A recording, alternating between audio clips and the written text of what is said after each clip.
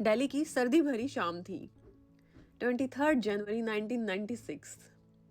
वसंत कुंज।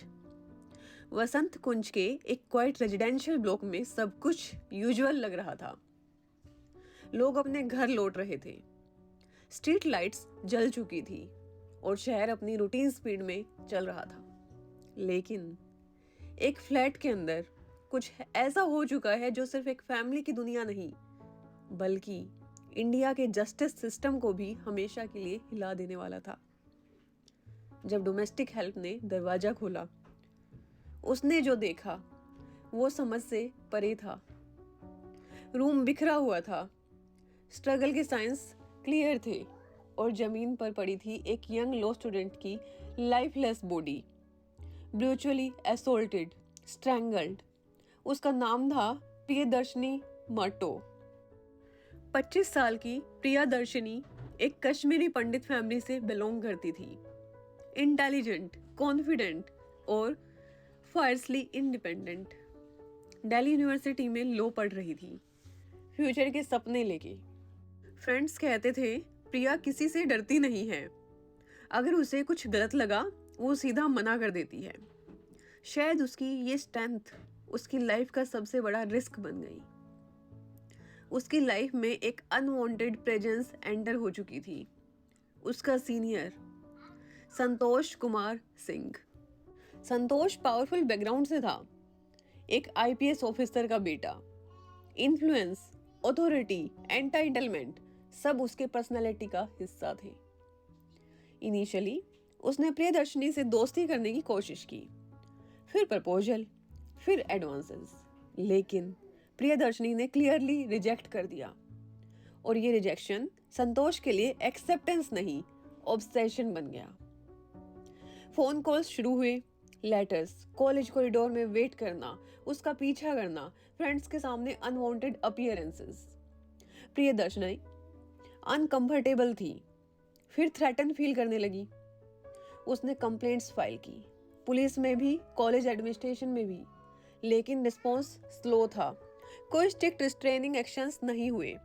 संतोष का behaviour escalate करता गया, जैसे रिजेक्शन ने उसके ईगो को फ्रैक्चर कर दिया हो।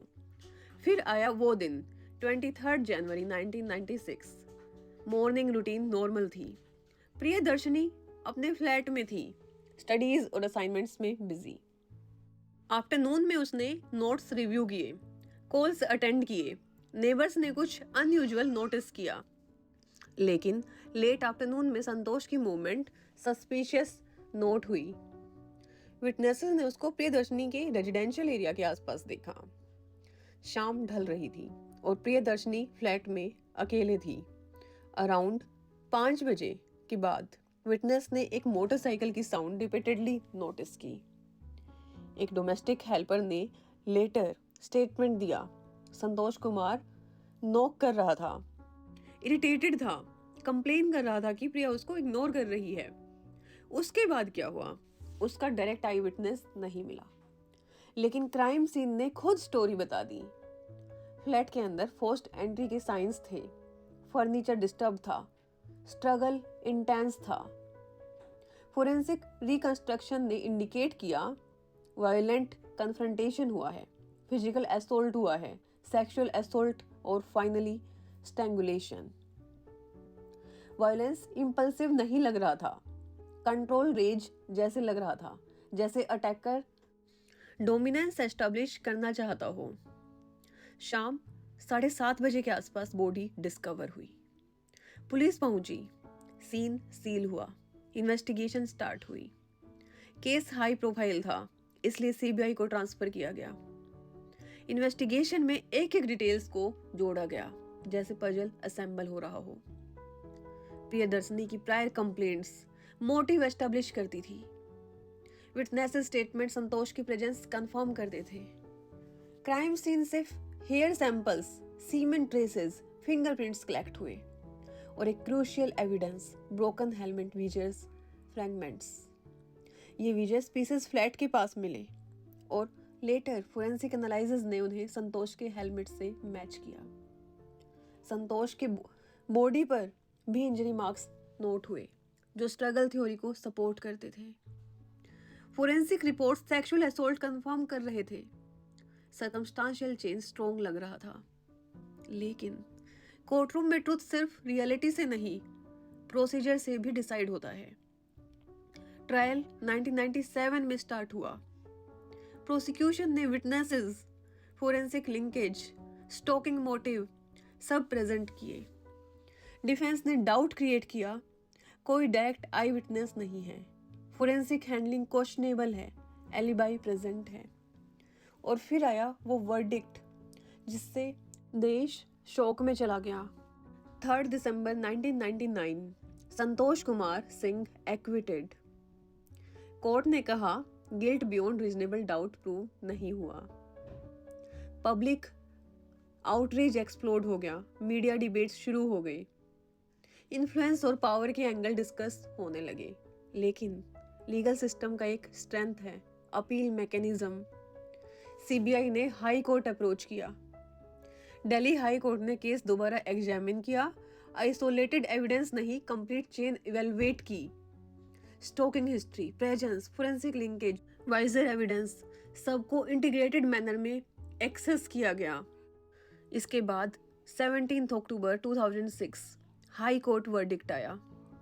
संतोष कुमार सिंह गिल्टी, रेप और मर्डर के लिए convict, death penalty sentence.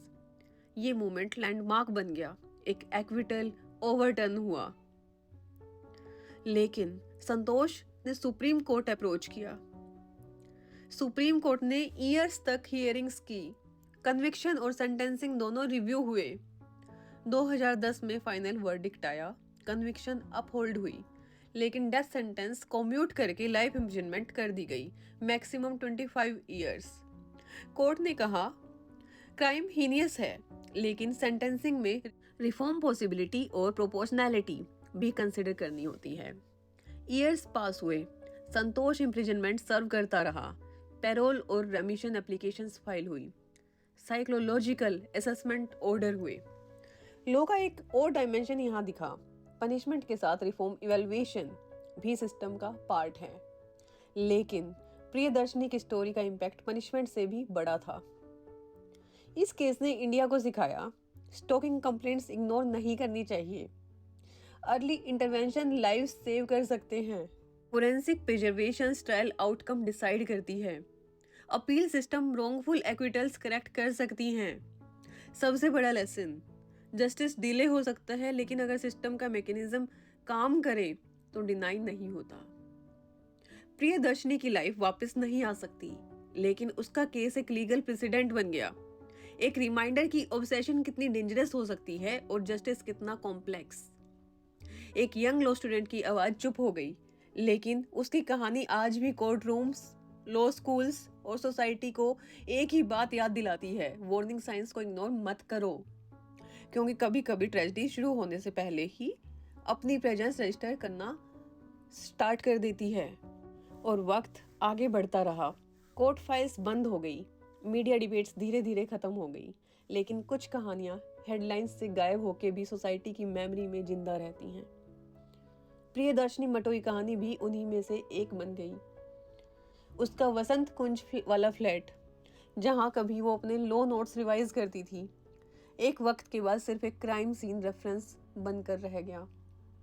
Neighbours बदल गए, बिल्डिंग्स रिपेंट हो गई, शहर की ट्रैफिक और तेज हो गई, लेकिन उस शाम की खामोशी हिस्ट्री में फ्रीज हो चुकी थी।